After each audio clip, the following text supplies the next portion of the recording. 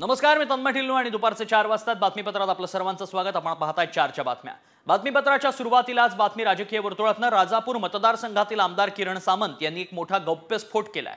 मला खासदारकी लढवायची होती, राजन साळवी राजापारूचे आमदार आणि मी खासदार असं सांगण्यात आलं होतं। असा गौप्यस्फोट किरण सामंतांनी केला। तसंच एकनाथ शिंदेंनी उठाव केला तेव्हा राजन साळवींचा सहभाग होता असंही सामंतांनी म्हटलंय। एकनाथ शिंदे साहेबांनी उठाव केला, उभाटामधून बाहेर पडायचं, शिवसेनेमधून बाहेर पडायचा निर्णय घेतला। त्या दिवसापासून मी असेल, उदय असेल, साळवी साहेबांच्या मागे होते। आपल्याला मुद्दा इतिहास सांगतो, परंतु साळवी साहेबांना काही गोष्टीला योग्य वेळी योग्य निर्णय जो म्हणतो, पण ह्या बाबतीमध्ये सामंत योग्य वेळी योग्य निर्णय घेण्याच्या बाबतीमध्ये सामंत हुशार आहे। मी कधीच माझ्या गुणाची शपथ घेत नाही, परंतु मी साळवी साहेबांच्या बाबतीमध्ये एक शपथ आठवत असेल, तुम्ही पक्षप्रवेश करा, तुम्ही तिकडनं आमदार व्हा, उदय रत्नागिरीतून आमदार होते आणि मला खासदार व्हा। मी भाऊ साळवींच्या घरी असेल, संजूच्या असेल, सगळ्यांच्या घरी जाऊन त्यांच्या वहिनीला सुद्धा वेळोवेळी सांगितलं की बाबा राजन साहेब आमच्यासोबत होते, तुम्ही पण त्यांना साथ द्या, चांगल्या पद्धतीचं या ठिकाणी शिवसेना करा। परंतु त्यावेळी राजन साहेब ऐकले नाही। नंतर ज्यावेळी लोकसभेची निवडणूक देखील झाली त्यावेळी सुद्धा मी साहेबांना विनंती केली की या मला खरोखरच आमदारकी लढवायची नव्हती, मला खासदारकी लढवायची होती, मला राज्यसभेचं। पुढच्या बातमीकडे इतिहास अभ्यासक इंद्रजित सावंतांचा पोलिसांकडून जबाब अखेर नोंदवण्यात आलाय। प्रशांत कोरटकर यानं इंद्रजित सावंतांना फोनवरून धमकी दिली होती। तसंच कोरटकरनं फोनवर महाराजांची बदनामी केली, त्यामुळे आता इंद्रजित सावंत यांचा जबाब नोंदवण्यात आलाय। अखेर इंद्रजित सावंत यांचा पोलिसांनी जबाब नोंदवलाय। कोरटकर यानं सावंतांना धमकी दिल्याचं हे प्रकरण आहे आणि त्यानुसार आता जबाब नोंदवण्यात आलाय।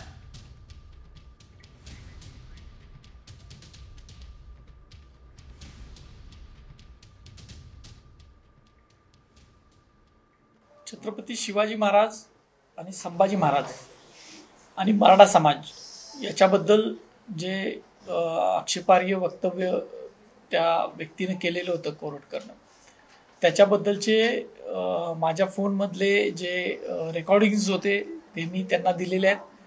त्याचबरोबर इंस्टाग्राम अकाउंटवर सुद्धा त्यांनी माझ्याबद्दल वक्तव्य केलेलं होतं। ब्राह्मणांचा नाद केला तर महाराष्ट्रात राहणे मुश्किल करेल वगैरे, याचा सगळा जो जबाब आहे तो दिलेला आहे। आणि जातीमध्ये तेढ निर्माण केली आणि शिवाजी महाराजांसारख्या महापुरुषांचा अपमानजनक वक्तव्य केली म्हणून त्यांच्यावर गुन्हा दाखल करावा म्हणून आता मी पोलिसांच्याकडे दिलेला आहे। दरम्यान इतिहास अभ्यासक इंद्रजित सावंत यांना फोनवरून शिवीगाळ करण्यात आली, तसंच घरात येऊन मारण्याची धमकीही देण्यात आली। इंद्रजित सावंत हे ब्राह्मण द्वेष पसरवत असल्याचा आरोप करत प्रशांत कोरटकर नावाच्या व्यक्तीने फोनवरून ही धमकी दिली आहे। इंद्रजित सावंत यांनी याबाबतचं कॉल रेकॉर्डिंग फेसबुकवर पोस्ट केलंय।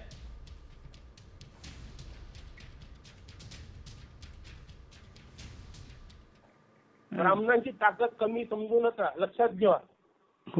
तुम्हाला वाटत मराठा मोळा महाराष्ट्र माझा, ब्राह्मणांची अवकाश काय आहे तुम्हाला दाखवू एक दिवस, आणि तुम्ही जिथं म्हणाल तिथे येतो। किती मराठा एकत्र करा तुम्ही, लक्षात घ्या। या दम असेल तर या, समजलं? शिवाजी ब्राह्मणांबद्दल इतके वाईट विषारी करू नका। काय बोललो विषारी बोलले तुम्ही? कुठल्या रेफरन्सने बोलले, कुठल्या पुस्तकाच्या रेफरन्सने बोलले तुम्ही? काय माहिती तुम्हाला? कुठला विदेशी माणूस इथे आला इतिहास जमा करायला, मला सांगा ना। तुम्ही छत्रपती शिवाजी महाराजांना देशापर्यंत पोहोचणारा भालजी पेंढारकर पहिला ब्राह्मण होता, लक्षात घ्या। हो का? तुमचा छत्रपती कुठे गेला असता काही माहित नसतं पडलं, लक्षात घ्या। आता ऐका, तुमचं नाव काय? बाबासाहेब पुरंदरे कोण होता? ब्राह्मण होता। ऐका इतका द्वेष इतका? तुमचं नाव काय? काय बोलताय तुम्ही? माझं प्रशांत कोरटकर, गुगलवर सर्च करा। प्रशांत कोरटकर, पळायचं काय? हे असली तुझ्यासारखी लई बघितल्यात। हॅलो, हा, तुझ्या साले हरामखोर, रेकॉर्ड कर, रेकॉर्ड तुझ्या बापाला। ब्राह्मणाला बोलशील ना तुझी टाकीन, लक्षात ठेव। पोलिसांना येऊन माहिती ब्राह्मणाचा शब्द काढशील ना ज्या दिवशी परशुरामाचा लक्षात ठेव. श्रीरामानं तुला किती मारेल बघ, परशुरामाला की नाही आमच्या श्रीरामानं 4 वेळा पराभव केला. तुम्ही सारे लोक आहे, तुम्ही ब्राह्मणांना फक्त टार्गेट करता, हरामखोर हो. दरम्यान या अशा पोकळ धमक्यांना घाबरत नसल्याचं इंद्रजित सावंतांनी म्हटलं. धमकी देणाऱ्या प्रशांत कोरटकरनं शिवरायांचा अपमान केला असून त्याच्यावरच कारवाईची मागणी त्यांनी केली आहे. तर आपण कुठलीही धमकी दिलेली नसल्याचं प्रशांत कोरटकरांनी साम टीव्हीशी बोलताना आता म्हटलंय.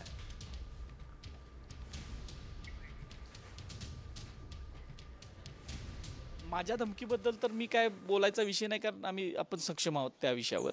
पण शिवाजी महाराज आणि संभाजी महाराज यांच्याबद्दल जे आक्षेपार्ह भावना वक्तव्य या उन्मादी व्यक्तीने व्यक्त केल्यात त्याच्याबद्दल मात्र कारवाई झाली पाहिजे असं माझं म्हणणं. पहिली गोष्ट तर इंद्रजित सावंत यांनी जे पोस्ट केलं त्याच्यानंतर मला सकाळपासून शेकडो फोन आले. पहिली गोष्ट, हा कॉल माझा नाही, हा आवाज माझा नाही. आणि आजच्या टेक्नॉलॉजीच्या याच्यामध्ये कोणी कोणाचे नाव घेऊन फोन करेल आणि शहानिशा न करता त्यांनी सरळ, हा इतका कळीचा मुद्दा आहे सध्या, छावा सिनेमानंतर इतकं झालेलं आहे. आणि मुद्दाम जातीचं लक्षात ठेवून फ्रेम करून हा आरोप केलेला दिसतोय मला. पोलीस आयुक्तांना भेटणार आहे, मी सायबरकडे तक्रार करणार आहे की माझी शहानिशा न करता अशा पद्धतीचा कोळसा कोणी कॉल करून की सरळ एवढ्या मोठ्या माणसांनी सोशल मीडियावर टाकणं ही अतिशय चुकीची गोष्ट आहे. पुढच्या बातमीकडे. साम टीव्हीच्या बातमीची मुख्यमंत्र्यांनी अखेर दखल घेतली आहे. इतिहास अभ्यासक इंद्रजित सावंतांना आलेल्या धमकी प्रकरणी मुख्यमंत्री देवेंद्र फडणवीसांनी चौकशीचे आदेश दिले. कोल्हापूरच्या पोलीस अधीक्षकांना फोन करून त्यांनी चौकशीचे आदेश दिले. साम टीव्हीनं सर्वात आधी इंद्रजित सावंतांना धमकी आल्याची बातमी दाखवली होती.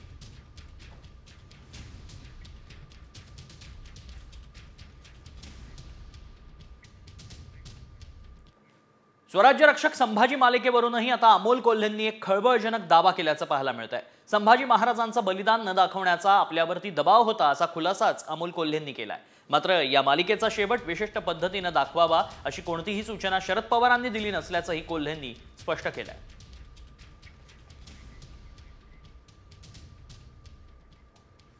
या मालिकेविषयी किंवा या शेवटाविषयी प्रश्न विचारणाऱ्यांना आपल्या आईला, बहिणीला एकदा हा प्रश्न विचारावा की जर हे अत्याचार रोज टेलिव्हिजनवर पाहिले असते तर तुम्हाला आवडलं असतं, तुम्हाला ते पाहावंसं वाटलं असतं का?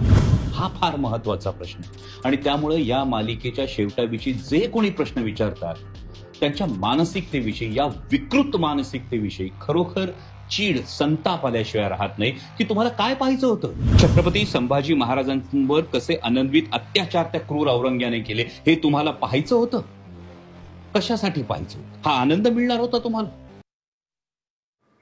बातमी सरपंच संतोष देशमुख हत्या प्रकरणासंदर्भातली.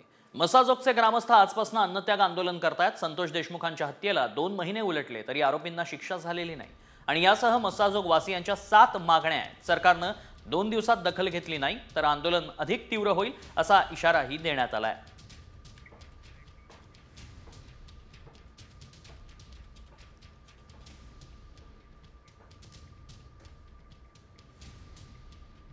यामध्ये मी नाही तर पूर्ण गाव आणि आमचं पूर्ण कुटुंब या आंदोलनामध्ये सहभागी आहे. आणि इथे आज विविध गावांहून सुद्धा लोक सहभागी आहेत या आंदोलनामध्ये. माझे वडील आमच्यासाठी इतकं होते की त्यांच्या पुढे आम्हाला म्हणजे दुसरं काही दिसतच नव्हतं. आणि जर आज ते आमच्यासोबत नाही आहेत, त्यांच्यावर जो अन्याय झालाय त्याविरुद्ध आम्ही फक्त न्याय मागतोय. आणि झालेल्या घटनापासून आज देखील आम्ही एकच मागणी करतोय की माझ्या वडिलांना लवकरात लवकर न्याय द्या. आणि मला आज घडीला हे वाटतंय की माझ्या परीक्षेच्या पुढे सुद्धा माझ्या वडिलांना न्याय मिळणं ही खूप मोठी गोष्ट आहे. दरम्यान मसाजोग वासियांच्या मागण्या काय आहेत पाहूयात ग्राफिक्सच्या माध्यमातून. केचे तत्कालीन पीआय प्रशांत महाजन आणि पीएसआय राजेश पाटील यांना बडतर्फ करून 6 आरोपी करा. फरार आरोपी कृष्णा आंधळेला लवकरात लवकर अटक करा.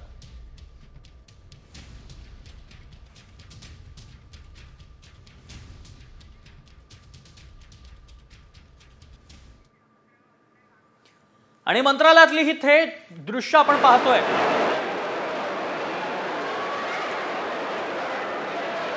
मंत्रालयातली ही दृश्य, मंत्रालयामध्ये पुन्हा एकदा आंदोलन करण्यात आलंय आणि पुन्हा सुरक्षा जाळीवरती उतरून आंदोलन करण्यात आल्याचं पाहायला मिळतंय. सध्या आंदोलक आंदोलकाला ताब्यात घेण्यात येत आहे।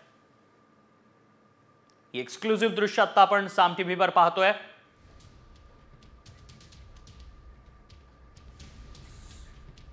मंत्रालयातील सुरक्षा रक्षक जाळीवरती पुन्हा एकदा आंदोलन करण्यात आल्याचं पाहायला मिळालंय। पुन्हा एकदा एका व्यक्तीनं थेट मंत्रालयाच्या सुरक्षा जाळीवर उडी मारत आंदोलन केलंय। त्यामुळे मंत्रालयातील सुरक्षा कुठं आहे असा सवाल उपस्थित होतोय। पुन्हा एकदा या संरक्षक जाळीवरती उतरून हे आंदोलन केल्याचं पाहायला मिळतं। आत्ताची एक्सक्लुझिव्ह दृश्य आपण साम टीव्हीवर पाहतोय। आणि पोलीस या आंदोलकाला ताब्यात घेण्याचा प्रयत्न करतात। सध्या या सुरक्षा रक्षक जाळीवरती उतरून हे आंदोलन करत असल्याचं पाहायला मिळतंय। मंत्रालयामध्ये पुन्हा एकदा आंदोलन करण्याचा प्रकार समोर आल्याचं पाहायला मिळालंय आणि बरीच कागदं भिरकावून या व्यक्तीनं इथं उडी मारल्याचंही पाहायला मिळालं। त्यामुळे या सुरक्षा रक्षक जाळीवर उतरून हे आंदोलन केलं जातं। अधिक माहिती जाणून घेऊ। आमच्या प्रतिनिधी रुपाली बडवे सध्या संपर्कात आहेत। रुपाली, कशासाठी हे आंदोलन करण्यात आलं आणि सध्या परिस्थिती काय? आपण सध्याची दृश्य पाहतो की मंत्रालयाच्या 7व्या मजल्यावरून उडी मारून खरं तर एकाने आंदोलन केलेलं आहे। या आंदोलनाचं नेमकं कारण काय आहे ते अजून खरं तर स्पष्ट झालेलं नाहीये। मात्र ज्या व्यक्तीने जाळीवरती उडी मारलेली आहे त्या व्यक्तीने 7व्या मजल्यावरून उडी मारलेली आहे। आतापर्यंत मंत्रालयामध्ये याच्यापूर्वी सुद्धा अनेकदा आंदोलनं झालेली आहेत, मात्र अशा पद्धतीने कुणीही आंदोलन केलं नव्हतं। थेट 7व्या मजल्यावरून या व्यक्तीने उडी मारलेली आहे जाळीवरती आणि त्याच्यासोबत काही कागदपत्र सुद्धा होते। त्याच्यामुळे नेमकं अद्याप कळत नाहीये की कोणत्या विषयाला धरून हे आंदोलन झालेलं आहे। मात्र आपण पाहिलं तर पोलीस त्या ठिकाणी पोहोचलेले आहेत। ज्याने उडी मारलेली आहे त्याला ताब्यात घेण्याचं काम सध्या पोलीस करत आहेत। आणि एकूणच आतापर्यंतच्या इतिहासामध्ये आपण पाहतो की मंत्रालयामध्ये याच्यापूर्वी अनेकदा आंदोलनं झालेली आहेत। अनेक आंदोलनकर्त्यांनी दुसऱ्या किंवा तिसऱ्या माळ्यावरून जाळीवरती उड्या मारलेल्या होत्या, मात्र आता या जो आंदोलक आहे त्याने थेट 7व्या माळ्यावरून खरं ही उडी मारल्याचं पाहायला मिळत आहे। आता पोलिसांनी जेव्हा या आंदोलकाला ताब्यात घेतलं त्याच्यानंतर याच्या आंदोलनामागचं नेमकं कारण स्पष्ट होणार आहे। मात्र सध्याची आपण ही दृश्य पाहत आहोत की जाळीवरती उडी मारलेली आहे एका आंदोलनकर्त्याने। त्याच्या हातामध्ये काही कागदपत्र आहेत आणि जशा पद्धतीने सातत्याने मागच्या काही दिवसांमध्ये मंत्रालयामध्ये खरं तर सुरक्षा व्यवस्था वाढवण्यात आलेली आहे। मंत्रालयामध्ये जाळी लावलेली आहे, त्याच्यासोबतच मंत्रालयामध्ये येणारा प्रत्येक व्यक्ती जो आहे त्याची तपासणी केली जाते, त्याचा विषय विचारला जातो। मात्र असं असताना सुद्धा आज मंत्रालयामध्ये हे आंदोलन झालेलं आहे आणि काही वेळात त्याची माहिती खरं स्पष्ट होईल असं सुद्धा कळत आहे। मात्र जशा पद्धतीने ही उडी मारलेली आहे तशा पद्धतीने आंदोलन आहे, त्याच्यामुळे पुन्हा एकदा सुरक्षेच्या व्यवस्थेवरती पुन्हा एकदा खरं तर प्रश्नचिन्ह निर्माण केला जातो आहे। नक्कीच रुपाली, पण बरेच कागद दिसत आहेत त्या व्यक्तीनं भिरकावल्याचं पाहायला मिळतंय। आता पोलीस त्याला बाहेर काढतानाही दिसत आहेत, मात्र कारण काय होतं आणि नेमका ही घटना कधी घडली? जशा पद्धतीने दृश्यामध्ये आपल्याला चित्र पाहायला मिळतंय की एक आंदोलन करतात आणि थेट 7व्या मजल्यावर उडी मारलेली आहे। त्याच्या हातामध्ये काही कागदपत्र आहेत। आता कोणत्या विषयाला धरून त्यांनी हे आंदोलन केलं हे अद्याप खरं तर स्पष्ट झालेलं नाहीये, कारण की कुणालाही कानोकान खबर लागण्याच्या पूर्वीच या आंदोलकाने थेट उडी मारलेली आहे। आणि त्याच्यामुळे जेव्हा पोलीस तपासामध्ये ह्या गोष्टी खरं तर समोर येतील की याचा विषय काय आहे, आंदोलनाचं कारण काय आहे। मात्र आपण पाहत आहोत की जशा पद्धतीने मंत्रालयामध्ये सुरक्षा व्यवस्थेमध्ये वाढ करण्यात आलेली आहे, त्याच्यानंतर सुद्धा अशा पद्धतीने जर आंदोलन होत असेल तर पोलिसांची सुरक्षा व्यवस्था कमी पडते का, किंवा मग जे तपासणी केली जाते त्याच्यामध्ये कुठे चूक राहते का, हे सुद्धा अतिशय पाहणं महत्त्वाचं आहे। मात्र सध्या पोलीस या आंदोलकाला ताब्यात घेत आहे, त्याच्यासोबतची जी कागदपत्र आहेत ती सुद्धा खरं तर तपासतील आणि त्याच्यानंतर या संदर्भातली माहिती आपल्याला अधिकपणे मिळू शकते। नक्कीच सुरक्षेचा मुद्दा पुन्हा एकदा ऐरणीवर आल्याचं पाहायला मिळतंय। रुपाली, वेळोवेळी तुमच्याकडनं अपडेट्स घेत राहू। मंत्रालयामध्ये पुन्हा एकदा आंदोलन करण्यात आलेलं आहे आणि या आंदोलकानं थेट सुरक्षा जाळीवरती उडी मारत आंदोलन केल्याचं पाहायला मिळतंय। मात्र नेमकं कोणत्या प्रश्नासाठी या व्यक्तीनं उडी मारली आणि आंदोलन केलंय हे अद्याप स्पष्ट झालेलं नाही। मात्र पुन्हा एकदा सुरक्षेचा मुद्दा ऐरणीवर आलाय। मंत्रालयातील सुरक्षा एकीकडे वाढवण्यात आल्याचं पोलिसांनी म्हटलं होतं, मात्र तरी देखील अशा पद्धतीत पुन्हा उडी मारल्याचा प्रकार समोर आलाय। मुळात या व्यक्तीनं उडी कशी काय मारली, एवढी सुरक्षा असताना हाच खरा प्रश्न उपस्थित झालाय। आता या व्यक्तीला पुन्हा बाहेर काढलं जात आहे सुरक्षा रक्षक जाळीवरती। या व्यक्तीनं आंदोलकानं उडी घेतली होती, कागदही भिरकावले होते आणि त्यानंतर एकच गोंधळ माजला। सध्या या व्यक्तीला पुन्हा एकदा बाहेर काढण्यात येत आहे। त्यानंतर आता स्पष्ट होईल त्या व्यक्तीनं उडी का मारली, काय कारण होतं। मंत्रालयामध्ये पुन्हा एकदा आंदोलकांना सुरक्षा रक्षक जाळीवर उडी मारल्याचं दिसतंय। आत्ताची एक्सक्लुझिव्ह घटना आपण पाहतोय साम टीव्हीवर, मोठी बातमी आहे। मंत्रालयामधली सुरक्षा एकीकडे वाढवण्यात आल्याचं पाहायला मिळत असताना पुन्हा एकदा तसाच प्रकार घडलाय। आंदोलकांनी थेट जाळीवर उडी मारली।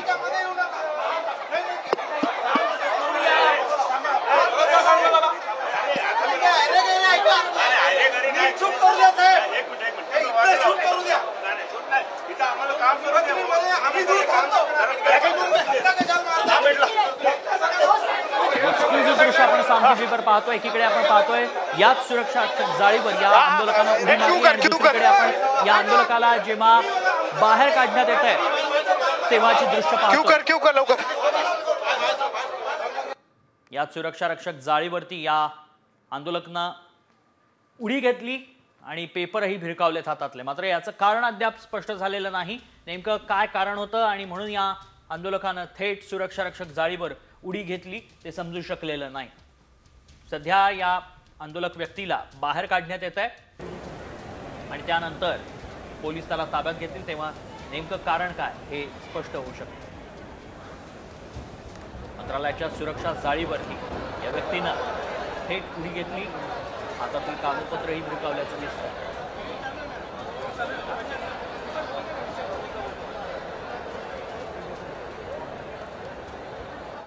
आणि या बातमीचे सगळे अपडेट्स थोड्याच वेळात आपल्या समोर असतील। तुर्तास वळूयात पुढच्या बातमीकडे। अभिनेत्री प्राजक्ता माळीच्या कार्यक्रमाला थेट विरोध करण्यात आलाय। महाशिवरात्रीला प्राजक्ता माळी त्र्यंबकेश्वर मंदिराच्या प्रांगणात शिवार्पणमस्तू नृत्य सादर करणार आहे। मात्र त्र्यंबकेश्वर देवस्थानच्या माजी विश्वस्त ललिता शिंदे यांनी त्याला विरोध दर्शवलाय।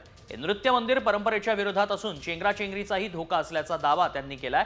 आता पुरातत्व विभाग यावर काय निर्णय घेणार याकडेच लक्ष लागलंय।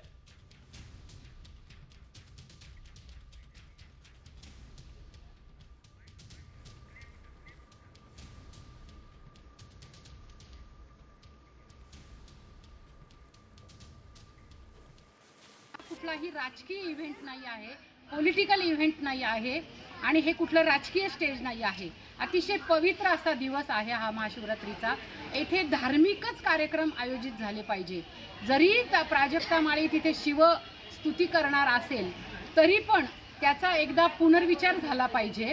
कारण त्र्यंबकेश्वरच्या म्हणजे मी स्वतः माझी विश्वस्त आहे, शास्त्रीय नृत्य ठेवलं पाहिजे, कथ्थक नृत्य ठेवलं पाहिजे, पण सेलिब्रिटींना आणून इथे एक वेगळाच पायंडा त्र्यंबकेश्वर देवस्थानने ट्रस्टने चालू केला आहे, ते इथे चुकीचं होत आहे, चुकीचं घडत आहे। आज मला त्र्यंबकेश्वर मंदिर ट्रस्टकडून फोन आला की आम्ही दरवर्षी महाशिवरात्री निमित्त मंदिराच्या प्रांगणामध्ये शास्त्रीय उपशास्त्रीय संगीतावर नृत्यावर आधारित महोत्सव आयोजित करत असतो, कार्यक्रम आयोजित करत असतो। तर यंदाचे वर्षी तुम्ही तुमच्या शास्त्रीय नृत्याचा कार्यक्रम इथे सादर कराल का? आणि अर्थातच सगळ्या नृत्यकर्मींसाठी नटराज ही नृत्य देवता आहे, आराध्य दैवत आहे, त्यामुळे मी अजिबात वेळ न दवडता त्यांना तात्काळ होकार कळवला। आणि आता राज्याच्या राजकारणातली एक सगळ्यात मोठी बातमी समोर येते, कारण चंद्रशेखर बावनकुळे आणि जयंत पाटलांमध्ये भेट झाली आहे आणि ही भेट झाली आहे ती मध्यरात्री झाली आहे। मध्यरात्री बावनकुळेंच्या बंगल्यावर 1 तास भेट झाली। भेटीवेळी भाजपचे एक ज्येष्ठ मंत्रीही उपस्थित असल्याची माहिती सध्या सूत्रांकडनं मिळतेय। विश्वसनीय सूत्रांनी साम टीव्हीला ही माहिती दिली आहे। चंद्रशेखर बावनकुळे आणि जयंत पाटील हे मध्यरात्री भेटलेत। 1 तास साधारणतः दोघांमध्ये चर्चा झाल्याचं पाहायला मिळतंय। गेल्या काही दिवसांपासून राष्ट्रवादीचे प्रदेश अध्यक्ष असलेले जयंत पाटील हे भाजपच्या वाटेवर जाणार किंवा पक्ष बदलणार अशा चर्चा रंगू लागल्या होत्या आणि त्यालाच कुठेतरी एक मूर्त स्वरूप येताना पाहायला मिळू शकतं अशी माहिती सूत्रांकडनं मिळतेय। अधिक माहिती जाणून घेऊयात, आमचे प्रतिनिधी गणेश कवडे सध्या संपर्कात आहेत। गणेश, मध्यरात्री बावनकुळेंची आणि जयंत पाटलांची भेट होते, काय अधिक तपशील?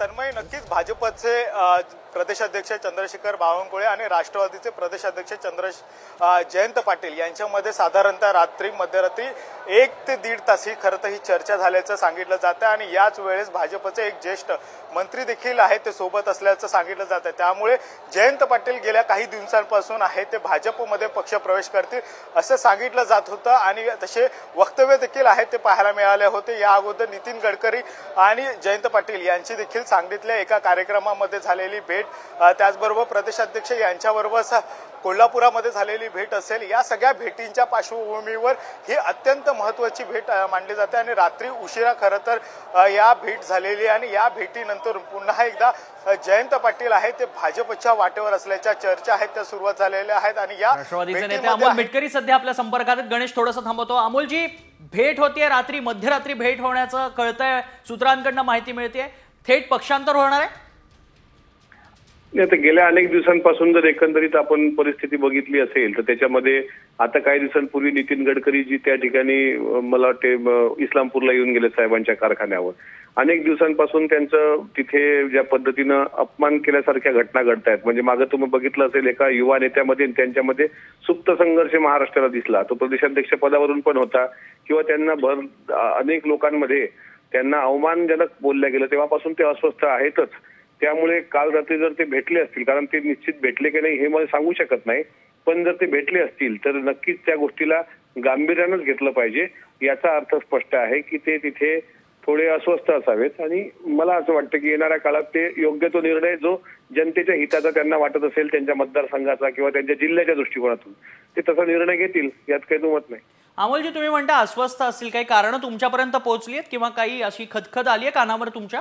मी सांगतो, सुप्त संघर्ष, पक्षांतर्गत जो सुप्त संघर्ष आहे की त्यांचं तिथे असलेलं प्रदेशाध्यक्ष पदच अनेकांच्या नजरेत सलतंय, अनेकांनी तशा भावना बोलून पण दाखवल्या मागच्या काळामध्ये. त्याच्यामुळे हा सुप्त संघर्ष जो आहे तो उफाळून येण्याची शक्यता नाकारता येत नाही.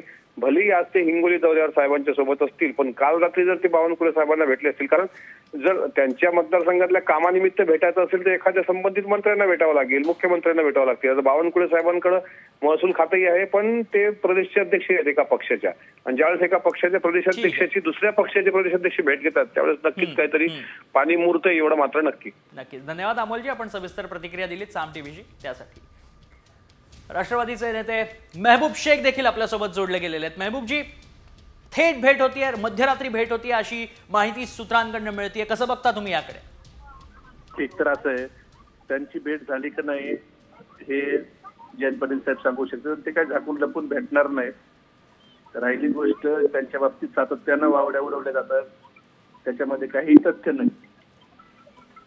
नाही, पण मेहबूबजी, आत्ताच अमोल मिटकरी देखील बोलत होते आणि त्यांनी म्हटलं की सुप्त संघर्ष आहे आणि तोच कुठेतरी प्रदेशाध्यक्षपद त्यांचं सलतंय डोळ्यात, एक युवा नेता आहे त्याला त्रास होतोय, असं सगळं ते सांगत होते. काय खरं कारण आहे नेमकं? काय, कसली खदखद आहे? संघर्ष नाही, जयंत पाटील साहेब हे पवार साहेबांच्या विचारावर काम करतात आणि पवार साहेबांचं त्यांचं बॉन्डिंग हे आम्हाला कार्यकर्ते म्हणून माहित आहे. बाकीच्यांनी काय बोललंय त्याला काही महत्व नाही. धन्यवाद मेहबूबजी, आपण सविस्तर प्रतिक्रिया दिलीत साम टीव्हीला त्यासाठी. अभिनेत्री प्राजक्ता माळीचा त्र्यंबकेश्वरमध्ये कार्यक्रम होणार आहे. प्राजक्ता माळी भरतनाट्यम आणि कथ्थक करणारे त्र्यंबकेश्वर विश्वस्त मनोज थेटे यांच्याकडून वादाच्या पार्श्वभूमीवर अखेर खुलासा करण्यात आला आहे. दरवर्षीप्रमाणे यंदाही कार्यक्रमाचं आयोजन असल्याचं स्पष्टीकरण त्यांनी दिलंय. पुरातत्व विभागाकडून परवानगी मिळाल्याची विश्वस्त मनोज थेटे यांनी माहिती दिली आहे. त्र्यंबकेश्वरच्या माजी विश्वस्त ललिता शिंदे यांनी आक्षेप घेतला होता. जयाय रुद्राय नीलकंठाय शांभवे अमृतेशाय सर्वाय श्री महादेवाय ते नमः. मी त्र्यंबकेश्वर देवस्थान ट्रस्ट विश्वस्त मनोज विनायक थेटे. आम्ही यावर्षी देखील महाशिवरात्रीचा उत्सव हा नित्य नियमित प्रमाणे दरवर्षीप्रमाणे साजरा करीत आहोत.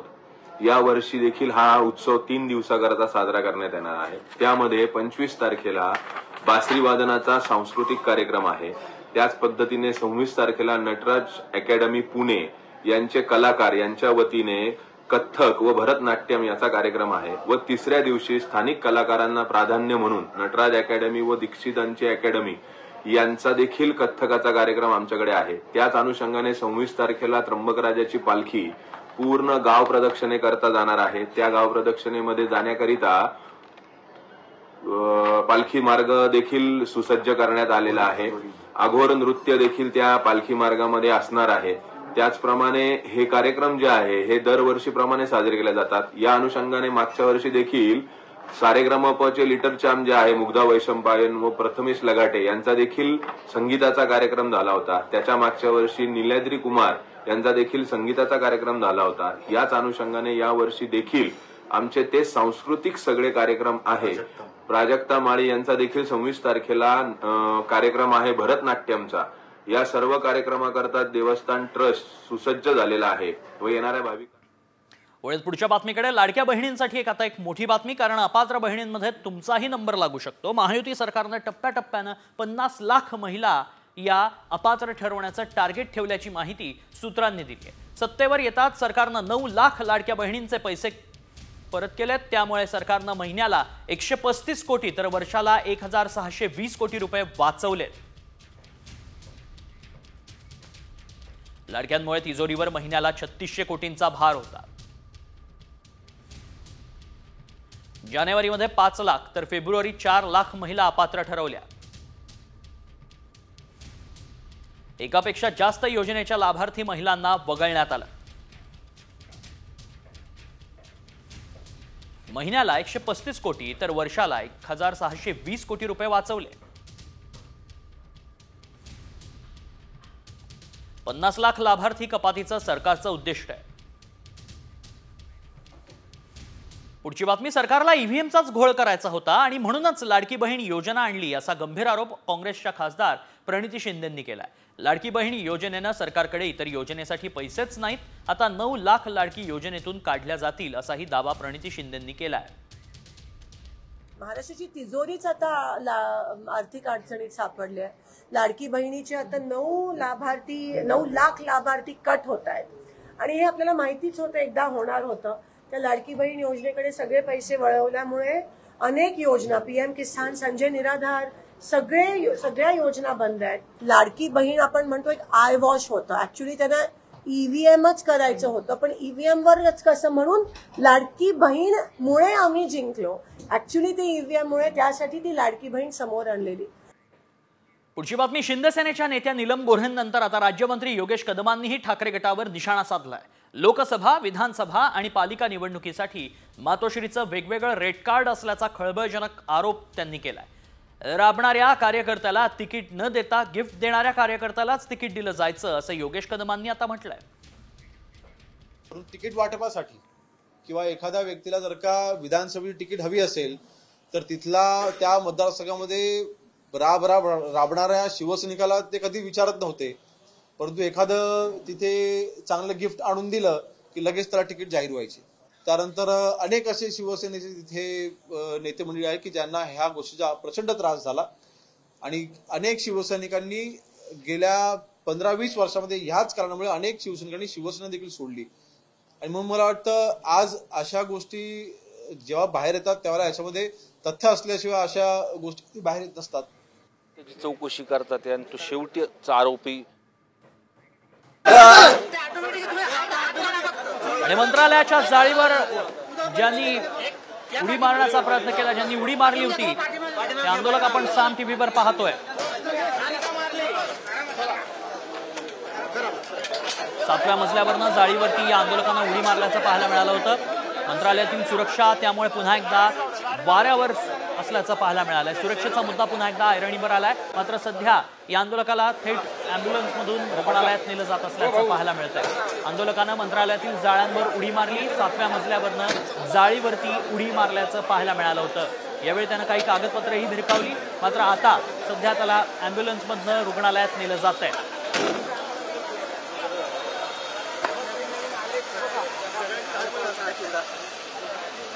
आताची 2 दृश्य आपण पाहतोय. एकीकडे मंत्रालयावर उडी मारल्यानंतरची दृश्य आणि त्यानंतर थेट पोलिसांनी या आंदोलकाला ताब्यात घेतलं आणि त्याला रुग्णालयात भरती करण्यात येत आहे. मंत्रालयाची सुरक्षा पुन्हा एकदा ऐरणीवर आलाय. हा मुद्दा मंत्रालयातील सुरक्षेचा, मंत्रालयाच्या सुरक्षा रक्षक जाळीवरती या व्यक्तीनं पुन्हा एकदा उडी मारल्याचं पाहायला मिळालंय आणि त्यामुळेच मंत्रालयातील सुरक्षा वाऱ्यावर असल्याचंच पाहायला मिळत आहे.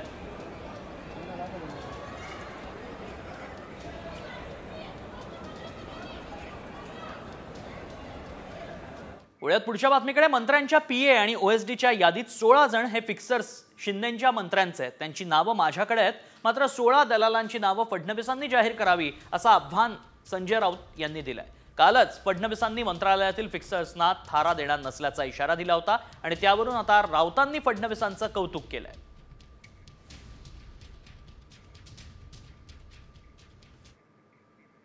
मी कॅबिनेटमध्ये स्पष्टपणे सांगितलं होतं, तुम्हाला पाहिजे ती नावं पाठवा, पण त्या नावांमध्ये ज्यांची नावं फिक्सर म्हणून, ज्यांची नावं चुकीच्या कामामध्ये इन्व्हॉल्ड आहेत त्यांना मी मान्यता देणार नाही. आत्तापर्यंत माझ्याकडे 125च्या जवळपास नावं आली. त्यातली 109 नावं मी क्लिअर केलेली आहेत. उर्वरित नावं मी क्लिअर केली नाहीत, कारण कुठल्या ना कुठला आरोप त्यांच्यावर आहे, कुठली ना कुठली चौकशी चाललेली आहे किंवा मंत्रालयामध्ये त्यांच्याबद्दल परसेप्शन हे फिक्सरचं आहे. कोणी नाराज झालं तरीही मी अशाला मान्यता देणार नाही. माझं मुख्यमंत्र्यांना किंवा राज्याच्या मुख्य सचिवांना आव्हान आहे, कोणत्या मंत्र्याने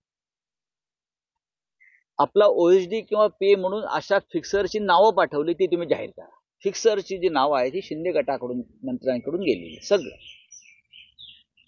तसं नसेल तर माननीय मुख्यमंत्र्यांनी किंवा राज्याचे जे प्रशासकीय प्रमुख आहेत त्यांनी ते जाहीर, मी नावं देईन ना, माझ्याकडे नावं 16 जणांची आहेत.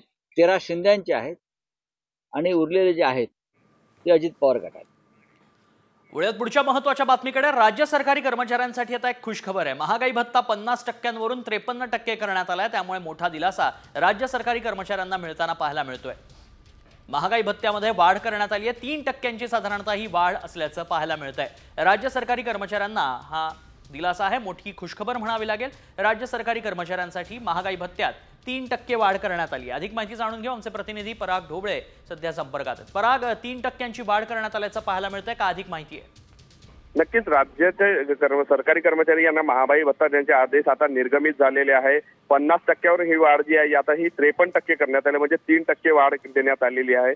विशेष करून ही वाढ जी आहे 1 जुलै 2024 ते 31 जानेवारी 2025 असा हा कालावधी होता. त्यामुळे हे संपूर्ण रक्कम जे आहे फेब्रुवारी महिन्यात जो वेतन दिले जाणार आहे त्या वेतनासह ही रक्कम मिळणार आहे. त्यामुळे एक मोठा अमाऊंट जो आहे तो राज्य सरकारी कर्मचाऱ्यांना मिळणार आहे आणि त्यासाठी खरंच ही त्यांच्यासाठी आनंदाची बातमी आहे की एवढा मोठा अमाऊंट सुद्धा त्यांना एकत्रितरित्या मिळणार आहे. धन्यवाद पराग, आपण दिलेल्या सविस्तर माहितीसाठी. त्यामुळे महागाई भत्त्यात 3%नी वाढ करण्यात आली आहे. राज्य सरकारी कर्मचाऱ्यांसाठी ही मोठी खुशखबर आहे.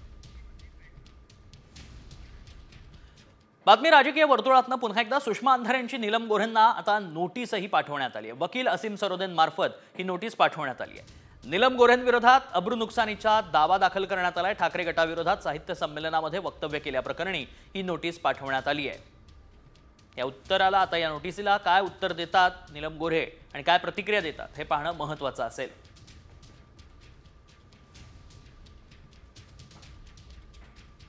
वकील असीम सरोदेन मार्फत ही नोटीस धाडण्यात आल्याचं पाहायला मिळतं. सुषमा अंधारेंनी नाक घासलं तरीही संघर्ष सुरूच राहील असं म्हटलं होतं आणि त्यानंतर आता ही नोटीस पाठवण्यात आली आहे. 2 दिवसांपूर्वीच बेळगावमध्ये महाराष्ट्रातील एसटी तसंच चालक आणि वाहकाला काळं फासण्यात आलं होतं आणि त्यानंतर मराठी कानडी वाद पुन्हा एकदा विकोपाला गेलाय. आणि अशातच आज महाराष्ट्र एकीकरण समितीच्या नेत्यांनी उद्धव ठाकरेंची भेट घेतल्याचं पाहायला मिळालं. बेळगावात राज्यातील एसटी चालकाला काळं फासण्यात आलं आणि त्यानंतर आता महाराष्ट्र एकीकरण समितीचे नेते हे उद्धव ठाकरेंच्या भेटीला पोहोचल्याचं पाहायला मिळालंय. शुभम शेळके उद्धव ठाकरेंच्या भेटीला पोहोचलेत. मराठी कानडी वाद एकीकडे विकोपाला गेला असतानाच ही भेट झाली आहे.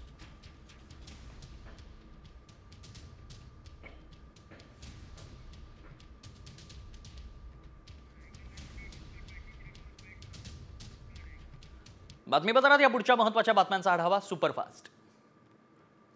धनंजय देशमुखांनी वैद्यकीय तपासणी करण्यास नकार दिलाय. संतोष देशमुखांच्या आईची तसंच मुलगी वैभवीची आरोग्य तपासणी करण्यात आली आहे. सरपंच संतोष देशमुखांच्या हत्येला 77 दिवस पूर्ण झालेत. धनंजय देशमुखांसह मस्साजोगच्या ग्रामस्थांनी अन्नत्याग आंदोलनाला सुरुवात केली आहे. राष्ट्रवादी शरद पवार गटाचे आमदार संदीप क्षीरसागर मस्साजोगमध्ये धनंजय देशमुखांच्या भेटीला पोहोचलेत. आज मस्साजोगमध्ये अन्नत्याग आंदोलन सुरू आहे. शिवसेनेचे माजी आमदार महादेव बाबर यांना उद्धव ठाकरे यांनी विनायक राऊत यांच्यामार्फत निरोप पाठवलाय. अडचणीच्या काळात पक्ष सोडू नका, पक्षाचं काम जोमानं करा असा निरोप पाठवण्यात आलाय. लवकरच उद्धव ठाकरे आणि महादेव बाबर यांची भेट होण्याची शक्यता असून महादेव बाबर एकनाथ शिंदेंच्या शिवसेनेत जाणार असल्याची चर्चा गेल्या काही दिवसांपासून सुरू आहे.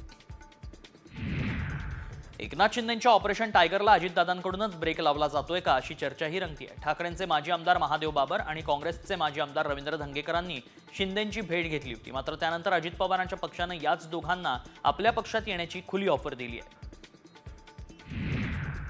नाशिकमध्ये भाजप ठाकरे गटाला धक्का देणारे माजी आमदार अनिल कदम लवकरच भाजपमध्ये प्रवेश करणार असल्याचं सांगितलं जात आहे. अनिल कदम हे निफाडचे आमदार आहेत. मागील 2 निवडणुकीत त्यांनी सलग विजय मिळवला होता. इतका ताकदवान नेता ठाकरेंची साथ सोडणार असल्यानं ठाकरे गटाला मोठा धक्का असल्याचं मानलं जात आहे. एकनाथ शिंदेंचा निर्णयांना स्थगिती देण्याचं काम मुख्यमंत्री फडणवीसांकडून सुरू आहे. यावरून संजय राऊतांनी शिंदे गटावर निशाणा साधलाय. घटनाबाह्य सरकारच्या काळात राज्यात आर्थिक अराजकता सुरू होती, तर फडणवीस हे चक्र थांबवण्याचं काम करत असतील तर चांगली गोष्ट आहे, असं म्हणत संजय राऊतांनी शिंदेंना टोला लगावलाय. संजय राऊतांनी मुख्यमंत्री देवेंद्र फडणवीसांचं कौतुक केलंय. मंत्र्यांच्या पीए आणि ओएसडीच्या यादीत 16 जण दलाल आणि फिक्सर होते. महाराष्ट्राचं संभाव्य नुकसान टाळण्याबद्दल मी मुख्यमंत्री फडणवीसांचे अभिनंदन करतो, अशा शब्दात राऊतांनी फडणवीसांच्या निर्णयाचं स्वागत केलंय. शरद पवारांची तब्येत बिघडली आहे. शरद पवार गटाचे नेते जयंत पाटील यांनी ही माहिती दिली. शरद पवारांना खोकल्याचा त्रास असल्याचंही पाटलांनी सांगितलं. त्यामुळे शरद पवारांचा नांदेड आणि हिंगोली दौरा रद्द झालाय. मात्र मराठवाड्यातल्या कार्यक्रमांसाठी पवारांनी जयंत पाटील यांना पाठवलंय. नीलम गोऱ्हेंच्या विधानाबाबत एकनाथ शिंदेंच्या शिवसेनेतील नेत्यांमध्ये नाराजीचा सूर दिसून येतोय. गरज नसताना आणि अवेळी केलेल्या वक्तव्यानं पक्षाला डॅमेज झाल्याची पक्षातील अनेक नेत्यांची भावना व्यक्त केली जाते. दरम्यान नीलम गोऱ्हे लवकरच शिवसेनेच्या मुख्य नेत्यांची भेट घेणार असल्याची माहिती आहे. नीलम गोऱ्हेंनंतर आता राज्यमंत्री योगेश कदमांनीही ठाकरे गटावर निशाणा साधलाय. लोकसभा, विधानसभा आणि पालिका निवडणुकीसाठी मातोश्रीचं वेगवेगळे रेड कार्ड असल्याचा आरोप त्यांनी केलाय. राबणाऱ्या कार्यकर्त्याला तिकीट न देता गिफ्ट देणाऱ्या कार्यकर्त्यालाच तिकीट दिलं जायचं, असं योगेश कदमांनी म्हटलंय. राष्ट्रीय स्वयंसेवक संघाची अखिल भारतीय प्रतिनिधी सभा 21 ते 23 मार्च दरम्यान कर्नाटकातील मंगळूर इथं होणार आहे. या सभेपूर्वी आरएसएसच्या संघटनात्मक बैठका होतील. सभेत संघाच्या कृती आराखड्यावर विचार मंथन होईल. तसंच 2025-26 मध्ये होणाऱ्या कार्यक्रमाची रूपरेषा निश्चित केली जाणार आहे. इंद्रजित सावंतांना धमकी देणाऱ्याला अटक करा, अशी मागणी मराठा नेते विनोद पाटलांनी साम टीव्हीशी बोलताना केली आहे. इतिहास अभ्यासक इंद्रजित सावंत यांना घरात येऊन मारण्याची धमकी देण्यात आली आहे. इंद्रजित सावंत हे ब्राह्मण द्वेष पसरवत असल्याचा आरोप करण्यात आलाय. प्रशांत कोरटकर नावाच्या व्यक्तीनं ही धमकी दिली आहे.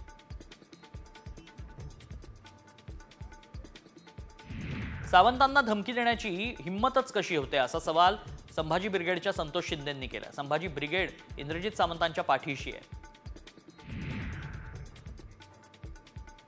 गुंड गजा मारण्याला 3 मार्चपर्यंत पोलीस कोठडी सुनावण्यात आली आहे. केंद्रीय मंत्री मुरलीधर मोहोळ यांच्या कार्यकर्त्याला मारहाण प्रकरणी मारण्याची कोठडीत रवानगी करण्यात आली. मोहोळ यांचा कार्यकर्ता देवेंद्र जोग याला गुंड गजा मारण्याच्या टोळीतील काही लोकांकडून मारहाण करण्यात आली होती. सिंधुदुर्ग जिल्ह्यात मालवणमध्ये भारत विरुद्ध पाकिस्तान सामना सुरू असताना काही समाजकंटकांनी भारतविरोधी घोषणा दिल्या. घोषणा दिल्याप्रकरणी मालवणच्या अडगाव भागातल्या परप्रांतीय भंगार व्यावसायिकांची बांधकामं प्रशासनानं जेसीबीच्या साहाय्यानं पाडण्यात आली आहेत. संतप्त नागरिकांनी पाठिंबा दर्शवत कारवाईचं स्वागत केलंय.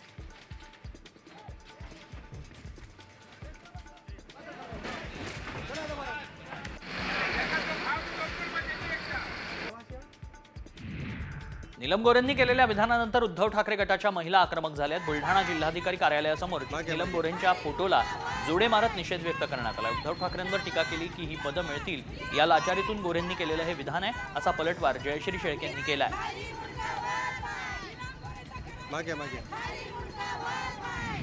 मराठा आरक्षण मिळत नसल्यानं 21 दिवसांचं आमरण उपोषण आणि 40 दिवसांचं साखळी उपोषण करणारे गुलाब मराठे आक्रमक झाले. त्यांनी अंगावर पेट्रोल टाकून आत्मदहनाचा प्रयत्न केलाय. यावेळी पोलिसांनी पेट्रोलची बाटली हिसकावल्यानं अनर्थ टळला.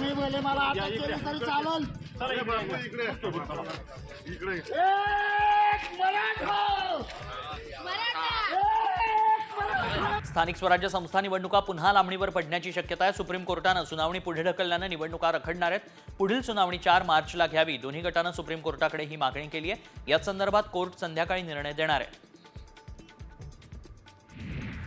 काँग्रेसचे माजी खासदार सज्जन कुमार यांना एक मोठा झटका बसला. 1984च्या शीख विरोधी दंगली प्रकरणी ते दोषी ठरले असून न्यायालयानं त्यांना जन्मठेपेची शिक्षा सुनावली आहे. राऊस एव्हेन्यू कोर्टानं ही शिक्षा सुनावली आहे. विशेष म्हणजे सज्जन कुमार आधीच दिल्ली कॅन्ट प्रकरणात जन्मठेपेची शिक्षा भोगतायत.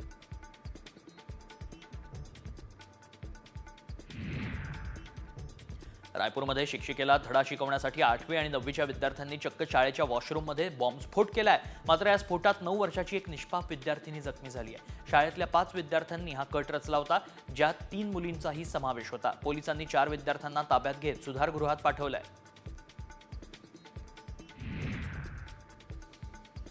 फ्रान्सच्या एका कंपनीनं MMRDAच्या वरिष्ठ अधिकाऱ्यांवर भ्रष्टाचाराचे आरोप केलेत.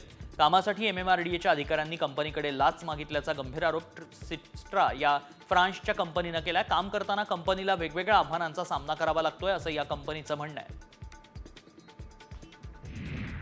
उन्हाचा वाढता तडाखा आणि विजेच्या वाढत्या मागणीनं राज्यात अघोषित लोडशेडिंग सुरू आहे. त्यामुळे नागरिक हैराण झालेत. ग्रामीण भागात सध्या 3 ते 5 तासांचं लोडशेडिंग सुरू आहे.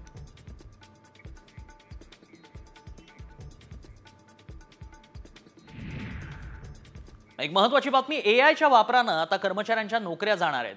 DBS आपल्या 4000 कर्मचाऱ्यांना कामावरून कमी करणार आहे. DBS या जागतिक बँकिंग समूहातून 3 वर्षांच्या कालावधीमध्ये कर्मचाऱ्यांना काढलं जाईल. ही कपात DBS ग्रुपच्या एकूण कर्मचाऱ्यांपैकी 10% असेल. पुढच्या काही वर्षात बँकिंगमध्ये 2 लाख भारतीय कर्मचाऱ्यांवर त्यांच्या नोकऱ्या जाण्याचं संकट ओढावणार आहे.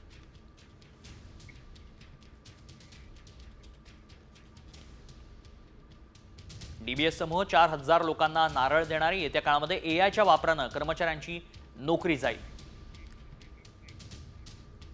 बातमी मुंबईकरांसाठी अतिशय महत्त्वाची आहे. मुंबईकरांनो सावध व्हा, कारण मुंबईच्या विषारी हवेमुळे कॅन्सरचा धोका वाढलाय.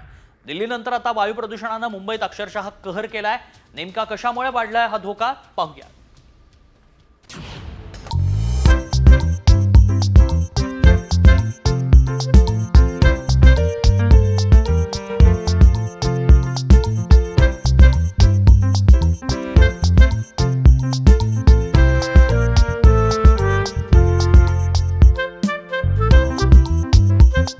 कॅन्सरचा धोका.